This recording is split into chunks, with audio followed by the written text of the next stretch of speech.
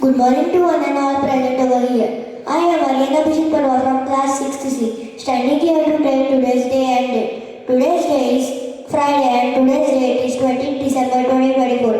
Thank you and have an adventurous day ahead.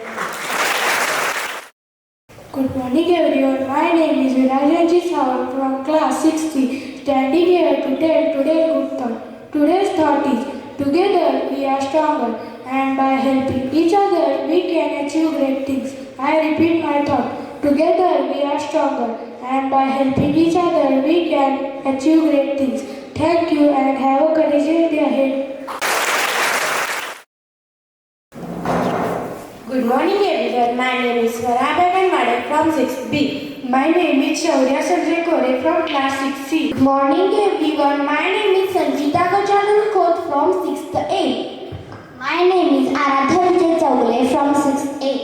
Do you know the importance of the day? Yes, on every year on 20th December we celebrate International Solidarity Day. Why do we celebrate International Human Solidarity Day?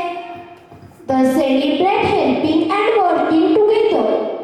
We should help those in need to make the world better. It reminds us that we are one big family.